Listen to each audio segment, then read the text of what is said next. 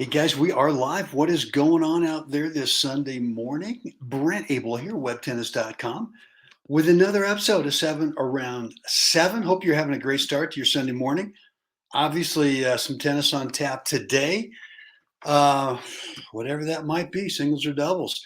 Look, I want to give you a little something that I learned from Tom Stow that, literally, it's not hypey. It did totally change my serve from what it was before to where I've never had the biggest serve in the world, but once in a while I can pop in an ace. But for me, it was way more about getting enough power so that and enough control so that I could do what I wanted to do when I started the point, whether that be singles or doubles. We're going to get into that in just one second. Just a quick reminder. Uh, tomorrow, Monday, August 16th, we're going to dig in all week on the mental part of the game. And I know this is kind of a wild and woolly topic in the game of tennis, but I'm going to try to break it down for you and make it way more tangible so that you know specifically what to consciously work on and how to do that in practice, and then how to be able to transfer or I should say transform that over to when you're playing matches, how to turn on and be able to trust your subconscious that it knows how. It does know how to produce stroke technique, mechanics, all that stuff on its own without you having to manufacture it. Big mistake that I used to make that that I want to help you with this week. So stay tuned for the week of August 16th, starting tomorrow. Look for emails from me each day, and I'm going to have something for you. And we're going to work on the mental skills of the game and get you going, right? So that you end up playing consistently at your highest skill level. Also, down below, one question, anonymous questionnaire. I'd like to know what's going on with your mental part of the game. What do you feel is kind of holding you back?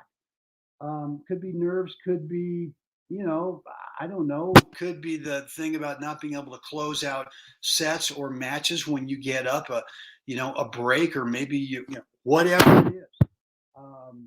But let me know down below. Is that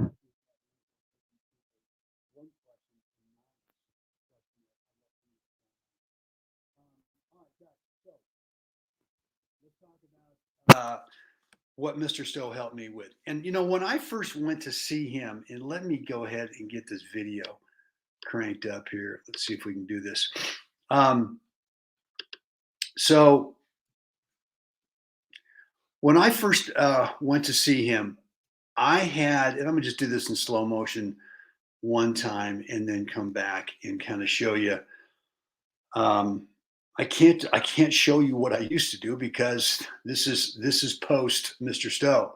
But I had a real problem with my tossing motion, which was I would get to right about there, and my tossing shoulder and the upper arm would kind of stop, and the elbow would bend, and I might get the toss where I wanted it, which would be slightly in front, right, and out to my side, out to my right, which is the classic throwing release position, right? So when you throw a ball, as you release it slightly in front of you, and it's not over the top of your head, right? It's over the throwing shoulder. It's from that side. But I would get to right about here, and then everything would start to collapse. And like I said, even though I got to maybe not really perfect, but I could consistently get the ball where I wanted to, I never really got into the proper setup position right here for the swing. I never got there. And because of that, the serve was, it was kind of weak, spinny, and didn't do much. It kind of sat up over there. And so here's what he showed me. And this changed everything for me. Before, when I held the ball, all right, let me get this out of the way. When I held the ball, as I'm doing here, I had the palm facing up, right? My palm was facing up. And for me, Maybe not for everybody who does that. And there are some coaches and players who say the way you want to toss is with your palm facing up. Okay, that didn't work for me. And the reason it didn't work for me is it kind of made me want to, bend the elbow at halfway through the tossing motion, flick the fingers to get the ball up, and that just didn't work for me, right? So what he showed me was to hold the ball in my hand like I've got a glass of water, right? So that you've got the ball in between your thumb, and for me, it's kind of like I guess the third or fourth fingers in there. Those are really the fingers that are holding the ball. But from there to lift all of this, the ball, the hand, still without turning the hand to where the palm's facing up, right? And to lift it all from the shoulder. So the big thing for me was how he showed me to hold the ball and to lift it with that it's still there. You can see it's still there, right? So the palm is not turned up. And once I did that, not only I'm going to give you two things. Not only did I end up getting myself into a better setup position here, but what this did, and I don't know the biomechanics, I don't know why this happens for me, but what it did with the palm open is I would have a tendency to open up my shoulders too early when I started the swing here, right? And for whatever reason, again, not I can't tell you exactly the reason why, but for me, when I hold the ball like this, it helps keep me sideways better so that when I come up to address the ball, I haven't completely opened up my shoulders too early. I hope that makes sense. So yeah, I mean, and here's what it kind of looks like in real time is that right there. So try this if you're feeling like your toss is number one not putting you into the right hitting position, right, the right swing setup position, which is always with this tossing arm straight up, uh, and that maybe you're getting a little bit open too early with the shoulders at contact, then I want you to try holding the ball like this. And I'm going to tell you, this is not a quick fix. This is going to feel awkward. It's going to feel weird. And you go, after two or three, this doesn't work, Brent. And I'm going to go, okay, well, it, it took me a little more than two or three attempts to get a feel for it.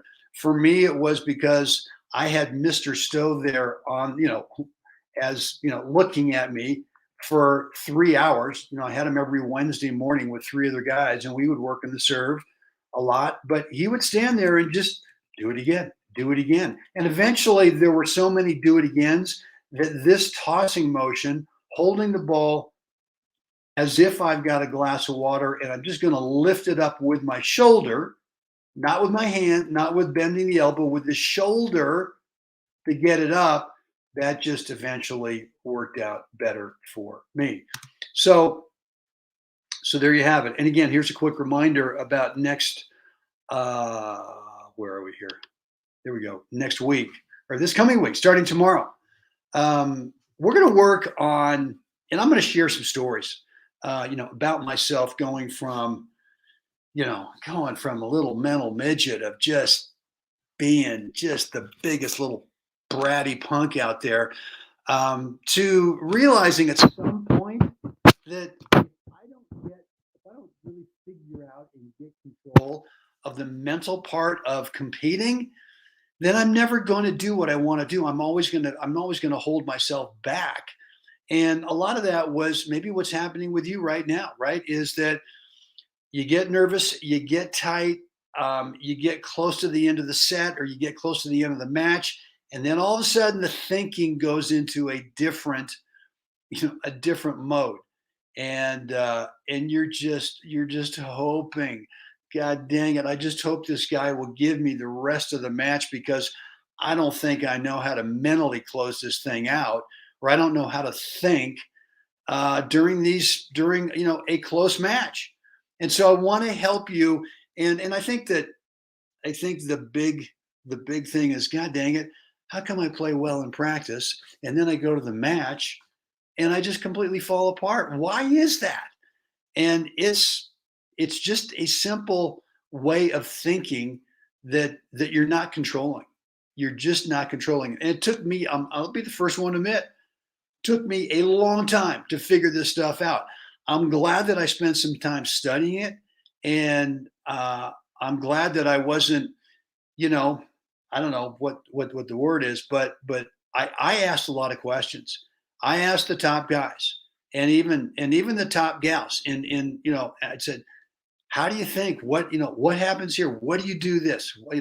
What do you do on side changes? What do you do between points? What do you do when you're serving at 5-4 in the third? And the feedback from the top players was pretty much the same thing. It's a routine. It's kind of a process that they go through. And so anyway, this week we're going to work on it. I'm going to share some stories from some of the bad, some of the good. And anyway, look, in the meantime, guys, I would love for you down below. There is a link in in the description area that should take you over to this one question, anonymous, totally anonymous. I don't know who it is, right? But you're going to give me some feedback about what's going on with your number one question with the mental part of the game. I'd love to know, because part of what I want to do this week is I want to answer those questions directly in your own words, right? I want to read your own words, and then I want to be able to answer the question directly and see if we can't make some headway for you.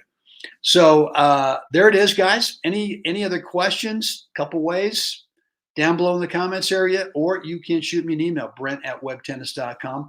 Always love to read your stuff and respond. And with that said, it's time. Where are we? We're at 12 minutes. All right, not too bad. Around 7.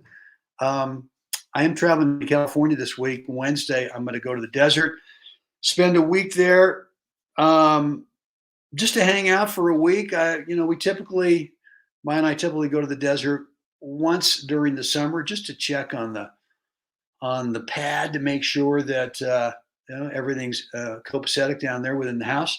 And so anyway, I'm going to go down there. Looking forward to some heat. Looking forward to some good workouts with the Big O, and that'll be good. And then one of my kids is coming out from Southern California, from the beach area, to hang out with me for a few days. That's the best part for me. Anyway, guys, hope you're doing well today. As always, it's time. We got to get out there. Got to help another human being have a spectacular day today. Guys, I'll see you again tomorrow.